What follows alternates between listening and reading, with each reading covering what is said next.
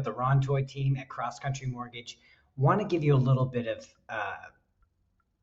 advice, tips, and little insight into the market. This is going to be a little bit longer of a video, but it's going to be valuable. And I promise if you make it all the way through, you're going to understand why this is something that I'm passionate about, why I'm in this business, and hopefully it has an impact on you. And please let me know what your thoughts are if you'd like to see any updated information, but wanted to share some good news with you. So I invest a ton into my business, so I have access to fantastic tools like MBS Highway. And right now, that's why I keep track of the markets and I track rates like a hawk, because I get updates. Every time you see this time, I get updates on the market. And what this is showing you the coupon that most people are using to establish their interest rates. So it's the UMBS 30-year 6.5% coupon. It's currently at a bond market price of 101.26. We're up 35 basis points for today. This is what the chart looks like. So you can see we're trending up here. If we can close above this floor of support, this will become a new floor of support and giving us some room to the upside. Why this is important, as you can see, it's been a while since we've had rates here. They've rebounded significantly over the last few weeks. I say that because it's important to know when you're shopping rate, what you're actually shopping. Because if you call me at 10:30 and the market's down a few basis, now today it's not as a noticeable difference, but sometimes the market can move 20, 40, 50 basis points in a given day. As you can see, it vacillates up, down, depending on when you call somebody. So when I have my clients shopping, I tell them, ask the lender that you're getting the quote from, what is the bond market price and the coupon that this rate is attached to, so that you can, when you call the next lender, you can get their rates. And then you're making sure, hey, if you talk to me at 9:30 and then someone else at 11:30 and the bond market's a little different, you're getting to compare apples to apples. So this is a little bit of behind the scenes. So I just wanted to help show you this part. Now we're going to go into some things because there's been a big comparison to the 80s, right? And is there going to be a housing crash? Are home values going to go down? Because the media is needing engagement. So of course they're going to put salacious headlines out there, and I've seen it impact people on a grand scale, and I'm trying to help combat some of that negative information with facts, because emotions, of course, that gets engagement, but our brains need facts to establish ourselves in a way that moves past emotion so we can focus on building long-term generational wealth through homeownership. And I'm going to walk you through that. So again, we see the markets. You see that it vacillates. That's why you want to work with a good lender who can have put together a great rate lock strategy. And every time you see this little lock, that's when MBS Highway sends out an alert, says, hey, alert to lock. Because as the market moves, we want to protect our clients and make sure they're in the best position to win. And some of the things that are important with that is making sure that you track the economic calendar, which reports are coming out that could potentially move rates. And today's Thursday, as you can see, we have a ton of different reports coming out. Friday, this might move some stuff a little bit, but building permits are important because I'm going to show you that next phase, why we're not going to have another housing crisis like we did between 2007 through 2012. And I'll kind of go into that. But building permits help show what amount of permits are being filed so that we know what kind of inventory we're going to have in the future. And when we match that with demand, that's going to help to know if we're going to have a shortage or surplus and kind of judge it that way. And that's stuff that we track. Good lenders track and monitor this so we can see kind of or somewhat predict what's coming in the future. So now I want to go show you an analysis I put together for my clients and showing them a difference. And I can send this link to you directly if you'd like to see it. But this is showing a quote, buying a $150,000 home in 1983 versus a $150,000 home in 2023. Now, yes, the median home price in 1983 was about 80 grand, maybe a little less. But just like anything, it depends on where you're at. You know, certain places in LA or San Francisco or New York, Boston, Dallas, there's different price ranges. So, but there were homes being sold 150,000 all over the country. Some homes $500,000, $1 million, even in the 80s. So I wanted to show you 150,000 then, 150,000 now, because the interest rates, and I'll go over the chart on the interest rates here right now. So let me just show you what the interest rates were in the 80s. So in this, you can see In 1983, they were up near 20%. So on this analysis, I have it at 18 because I want to be conservative, but show you 80%. In 2023, I have the rate on the analysis at 7.5 because it's about the average rate in 2023. Sometimes it was a little bit lower, sometimes it was a little higher, but let's just call it 7.5 for easy math. And what I'm going to go over later is some people, if they thought, oh man, I'm going to wait for rates to drop before buying, I'm going to show you why that could be financial neglect, almost like, need to be in. I get the idea, but can kill your future, and I'll show you how that works. But if somebody was like, you know what, I'm going to wait till rates drop into the 6% range, and this is why I wanted to show you this, because rates didn't drop under 6%. Let's call it 2001, 2003. Let's just be safe and say 2003. So then you would have waited from 1983 to 2003 for rates to go under 6%. Now they kind of went up and down, as you can see, between 2003 and 2008, 2009. And then they started dropping under 6%. So from 2009, 2010, we're starting to see rates under 6%, then under 4% for just a short period of time, near 2% for 1 year in 2021, but then they start to drastically go up. So you don't want to wait to buy because of rate. You can always buy and then refinance, lower the rate when the time makes sense. You also don't want to refinance over and over and over, because then you're like churning your loan and increasing fees, and that's not beneficial. But if you can see, if you bought the house in 1983, I'm going to show you another slide here shortly, and then refinance later when rates drop, absolutely, you're saving a ton of money. But let me just show you a little bit more here about the market, the overview, and please continue to watch this. I know it might be long and it's not the most exciting information, but I promise you, if you invest in yourself in this information, just look at it. You can look it up yourself. That's why I like to keep the information open and available, transparent. Freddie Mac, you can go and you can put in a range for interest rates. The green is on a 15-year fixed, and the blue is on a 30-year fixed. This was the average rates for each year, going up and down. You can see it. It puts it together for you. It's a fantastic tool. But let's dig into this analysis. So 150,000. On this analysis, I'm just showing the principal and interest payment. So at 18% rate in 1983, $150,000 purchase, everything's the same, putting 5% down. So black and white, apples to apples. 7.5% rate in 2023.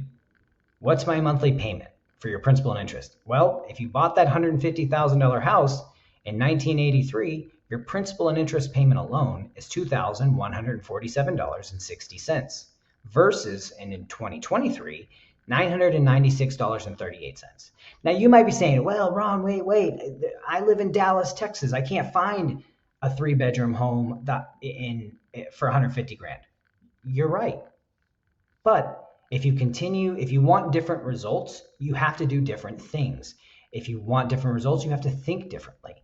So if you're renting an apartment, a 1-bedroom apartment, why would you consider, in a sense, a $450,000 3-bedroom, 2-bath family house and be bemoaning your fate when you could buy an equivalent apartment that has the same payment as what you're paying in rent and at least build equity? Or if your job is one where you can travel or work remote, there's plenty of places around that have home prices in that price point.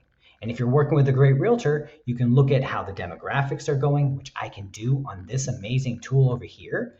I can give you a community report card, and you can see how that community is going to build. And so, let's just go into this right here just so you can see it. I'm going to do Collin County.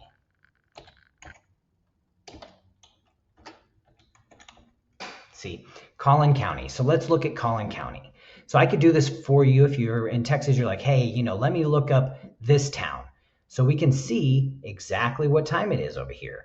Over the 63-year period, average appreciation is 3.66, 10 years 7.39, and 5 years is 7.78. So I can drill this down so you can be like, oh, where could I find a place that has my right mortgage, with the right types of historical appreciation that might make sense for me to go ahead and get into this property. As you can see, median sales price in Collin County is $527,000.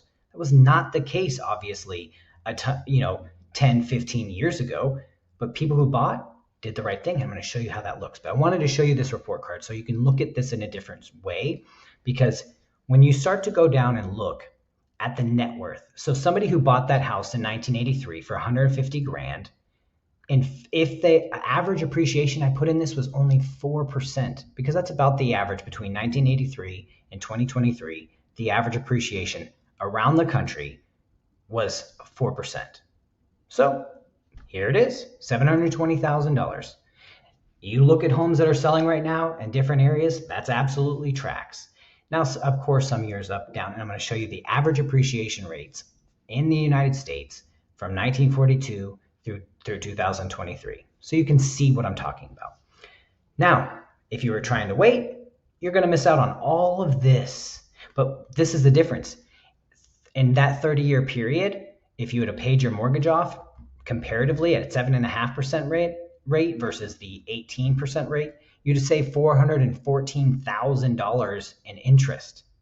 Your end state's going to be the same, but you would have paid a lot less in interest over that period of that first 30 years you're in the home than if you would have had the 7.5 rate. So when you look at the rates, you got to consider that, yes, obviously the lower the rate, the better. But again, we want to make sure we have a strategy, a relationship in place, because let me just show you. This is home appreciation rate since 1942, and you can look up the information yourself on S&P and Case-Shiller. They'll aggregate the data for you.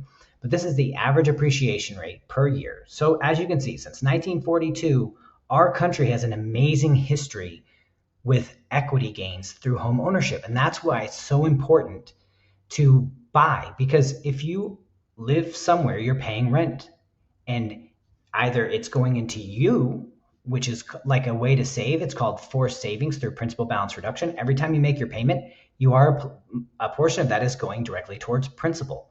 So that's your savings plus appreciation.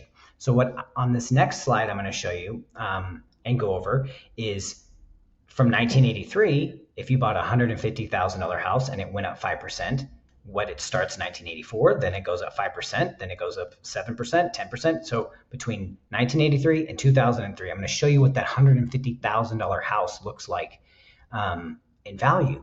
So you can understand why I'm begging people, pleading, doing everything I can to try to help people see this.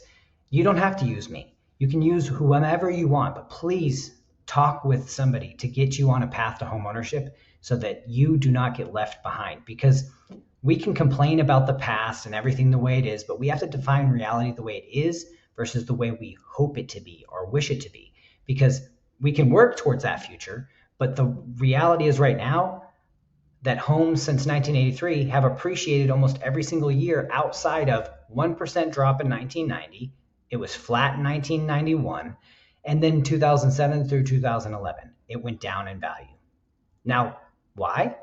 In this time period, if you could fog a mirror, you could get a loan. So lax lending guidelines mixed with overbuilding for the demand caused us to be in a serious crisis. Back then, they had stated income loans. So if your credit was okay, you could say you made $500,000, $600,000, $700,000, $800,000. Nobody was checking. And they combined that with like balloon mortgages, where the first 3 years, 5 years, 2 years, whatever that program was on, you're only paying interest. So people were buying multiple properties all over, having all of this because of the gains. You can see 10%, 14%, 14%. So you bought a $100,000 house in 2002, your home went up to 10%, 10%, 14%. So of course people are trying to get in on this. So you mix that quick money with lax lending guidelines, it sets us up for disaster. And I'm going to show you how we can see we're not in this trajectory at all. And since 1942, we've had wars in Vietnam, Korea, conflicts, recessions, depressions, and home values stay pretty constantly increasing because people need a place to live. And when things get tight, most people will shelter in place. They're going to stay where they're at and make sure that they're protected. I'm going to go into that next slide. So needless to say, you can see it yourself. This isn't my data that I aggregated. This is right from reputable sources that track all this stuff. The BLS is an amazing website. Go there, adventure on your own. But you can see this is insane. Especially think about this, since 2019, some places have seen almost 50% appreciation. It's a lot. And I don't want to have people that I know or that know me in some level of capacity missing out on this opportunity. And so, again, in that 40 years, the time's going to pass whether we like it or not. Time is going to continue to pass. But are we on the right tracks? Think of it like a train. When you get on board, the train is going to stop at the destination.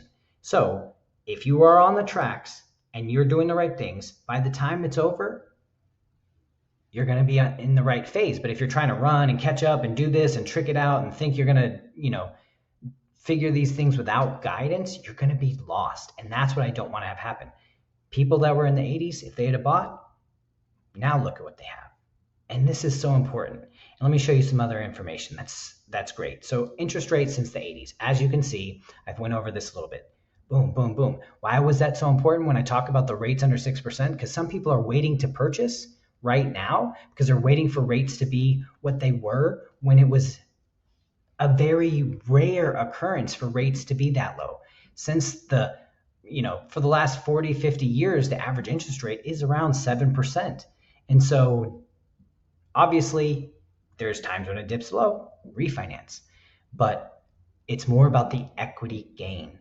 And that's where a lot of people, when they're tight and they're living almost like the system has set us up to be, where it's work, paycheck to paycheck, they're thinking about how much money can I save versus how much money can I invest and then give myself that money back. Because if you're paying rent, you're paying a mortgage, it's just not your own. And so let me show you some more stuff. This is super important. Give me a little bit more time, and I promise, again, you are going to appreciate it. So let me show you this right here. 1983, that $150,000 house goes up 5%. That new value at the end of 1983 is $157,500. So we start 1984, $157,500, 5% appreciation. Now this is your new value. Going on, you bought in 1983, your home, based on the data we have right from here, you bought in 1983, $150,000 house. By 2003, when rates dropped to 6%, that same home is now worth $429,576.10 based on the appreciation data that we got from that chart. And this is why I'm telling people not to wait for something that historically maybe we'll get to under 6%, 5%, 4%, maybe.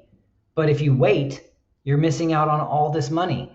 And the payment difference is not worth it typically. So like say right now you get a house at 7% or 7.5% and it drops to 6%. That might save you $150, $200 a month, which sounds like a lot because it is a lot. But would you rather make $24,000, $50,000 or save $2,400? I'd rather make $50,000 than save $2,400. And that's the problem where a lot of people aren't seeing it. They're thinking, well, I'll just rent and not have it. But if you do that, you're hurting yourself. And I'm going to show you why that's huge, because obviously money, this is numbers. And if you don't think in numbers and data, think about safety and security. What are you doing for retirement right now? How old are you? No matter how old you are you ready? And sometimes your home can be a great asset tool for that, because then you can take equity out, sell it, track it to make sure that you're not exposed to capital gain situations or plan that out. There's so much that can go into it. But just get in, start. I just closed on a house today that me and my partner Monica bought 2 years ago. We're going to live somewhere anyway, might as well buy. We sold it, made a ton of money on it, and we already bought our other house, this summer. But just because I bought, I was able to get a huge check today. And that's what I want from my friends, families, colleagues, and everyone out there. Because I'm not special. I'm just a dude in Dallas, Texas who loves what he does and wants to give back. But this is a $150,000 house with the chart, even at losing 1% value. So how does that, when my value appreciation goes down, what does that look like? So You ended 1989 with $233,930.68 as your new value, right? So you're here in 1990. So that's your value. It drops 1%. Oh crap, 231,591. If you bought in 1989, that's kind of sucky that it went down 1%, but it's $2,000. That's you put more than that down. And then if you just wait a couple of years, you're back to normal. And now you start to accumulate. But if you bought in 1983, you are still up almost $100,000. So this is why you need time on your side, because again, you allow time to do what it does. Continue to work towards your property, invest, because you're going to live somewhere. If you were buying in 1983 and you didn't die in between 2003, you would have been paying rent somewhere. Would you like the landlord to get the almost $300,000, or would you like the $300,000? I want the 300. I can't afford to give away $300,000. This is what people are doing right now. And so let me show you some additional data and why, again, I kind of go into this vacancy. Why are we not going to have another 2007 again? If you look at vacancy rates, now these gray spots is recession, right? In the lead up to the housing crisis, you can see vacancy was starting to creep up. And that should have been a warning sign that there's going to be a recession, like a huge crisis coming.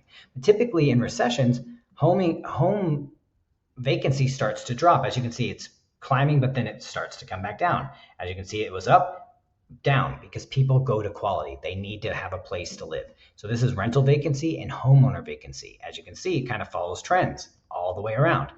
And so you see vacancy starting to creep up. Boom. Right now we're at the lowest vacancy we've seen pretty much in the history of home ownership.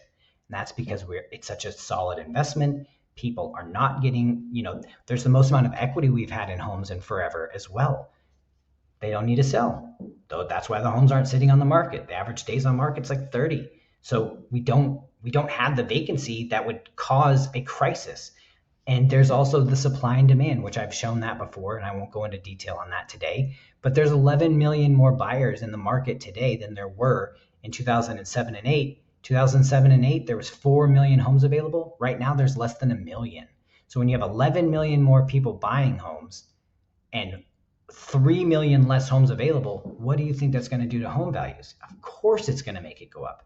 Yes, rates being up has slowed things down, and people that were bought 2 years ago when rates were 2-3% aren't selling their $700,000-$800,000 homes right now because they're afraid. They want to see what's going to happen in the market. So median home price, which is the house of the average, in a sense, price of the homes being sold, is going to be lower because the people aren't selling their big houses to then go in to buy another big house with a higher rate. They're staying in place. But that doesn't mean the appreciation and the values have dropped. It just means the average sales prices come down, but the values have appreciated this year, and we're on trend to do almost 7%.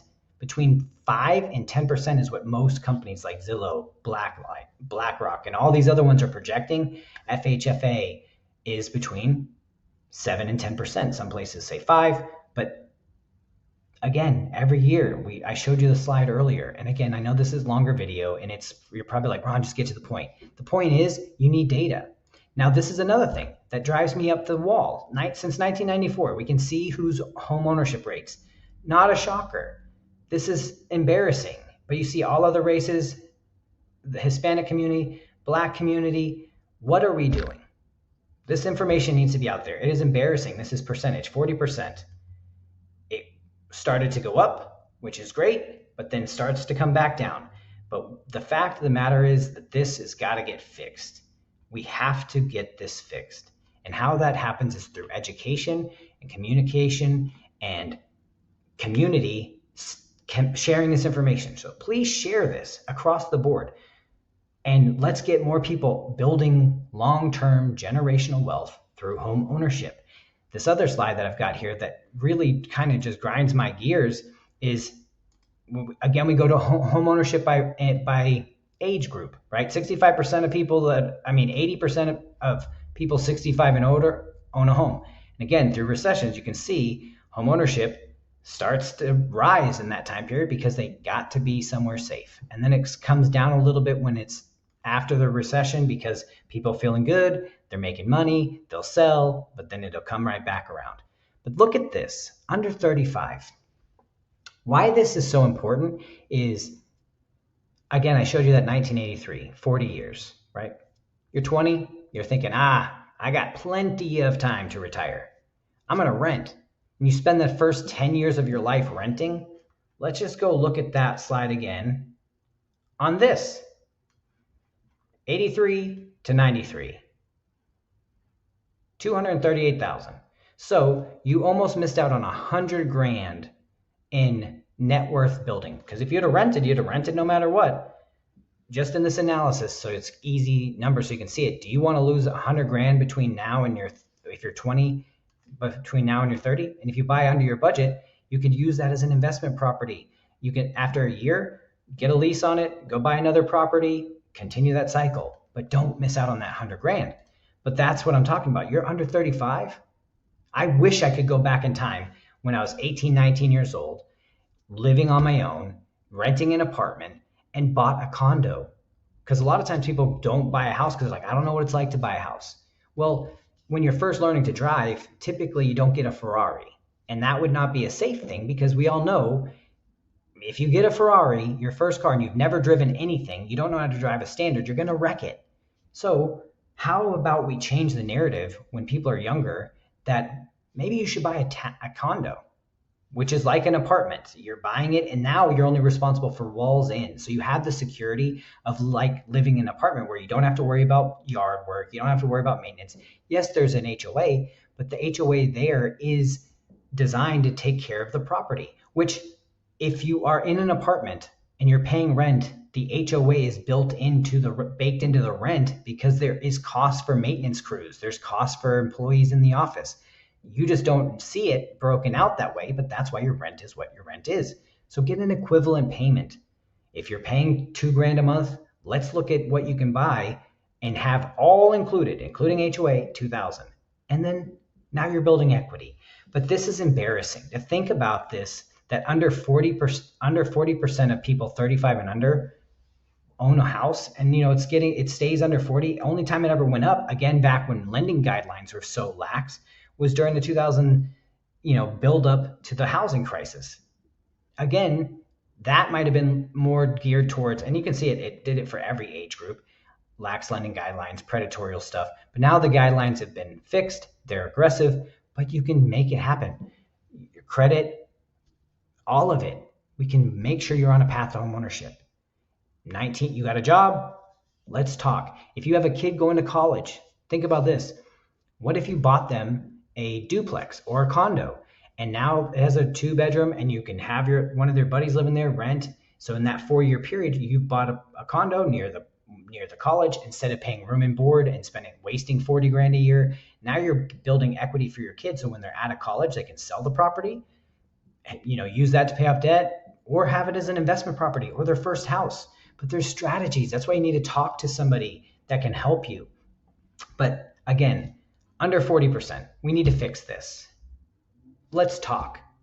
If you're starting out and you're like, man, I don't know, I'm renting, I just don't know where I want to live, build equity, sell, use it as a rental property. There's ways, especially nowadays. In 1983, can you imagine what people would have been doing if they had apps like Airbnb and all of the different things that are going on today? It's been a game changer. But think about this for another reason why I wanted to touch on people under 35. Most kids, 18, 25, 30, they're doing social media now. Well, imagine if you were to buy a condo, maybe it needs a little work. You start documenting the entire process on your social media channels. You're like, here, I'm going to go buy a house. Come with me when I search for my house. You do the search, you do the thing. Now you're getting content. Watch me renovate my home. YouTube's a thing. You can look up all these little small fixes and tricks. You have content. You're building your channel. And by the end of it, maybe you've built enough of a following to have being paid by social media. Now do it again and do it again and do it again and build your own real estate portfolio and build your own long-term generational wealth through home ownership. Anybody in any age can do it. But I'm like, man, if I could go back, and my son, he's in the military. As soon as he's been in a year, we're going to start doing this for him, buying properties at every place he's stationed so that by the time he retires, because he wants to stay in 20 years, he'll have multiple properties all over the country where he's collecting rent so that he does not have to work. I'm 40. He's about to turn 19. I wish I could go back to 19 and do exactly what I'm going to help him do, because by the year, time's going to pass no matter what. If I would have done the right things, got on the right train back then, and just did the path that I'm explaining to him, right now I wouldn't have to do anything I don't want to do. I want that for my clients. Same ages, whatever age you are, you got to get on a path. And please, like I said, share this with anybody you want to share this with. Let me just do a quick review. Rates. Interest rates were in the 80s, we're 18%. People, oh my gosh, housing prices must have crashed. No, we just looked at it. Housing prices continue to appreciate throughout the time. The time it went down was in that 1990 and then 2007 through 2012. And you still got to rent somewhere. Might as well have that money going into your balance, because again, we look at it here. All of this, if people were worried about the rate, they would have missed out on building almost $300,000 in net worth from their original purchase. And that is the stuff that terrifies me, if I'm being completely honest. I cannot think about how much money people have missed out on, and I've got to fix it. So I'm doing this long ass video, and I want you guys to let me know what you think. Again, here's the appreciation rates. Take this in, feel free to share it. Look at what's going on here. The reason why it's gone up so much recently is there's a huge lack of inventory. Builders are still sensitive for what happened during this time period. They've overcorrected. And like I said, 11 million more buyers in the market than there was in 2007 and 8. And back then there was 4 million homes available. Now there's less than a million. And even if we built at the fastest pace we've ever built at, 2-3 million homes in a year, we still would not be able to keep up with the demand, because every year it's housing starts versus housing formations. Formation is when you get to the age to buy a home, which is typically 33, versus starts, which is those permits we were talking about earlier. There's not enough starts to keep up with formations, and it's been that way since 2012, 2013. Now, I know this is a lot of information. I hope that you've taken the time to watch this through and through, because I promise, take it to heart. Set up a time to talk to me, because let's go. Because in 40 years, that person who bought that $150,000 house is sitting on $720,000. That could be you. What are you doing right now? Do you have a retirement plan? If you don't and you're paying rent, talk to me, because there's down payment and closing cost assistance programs.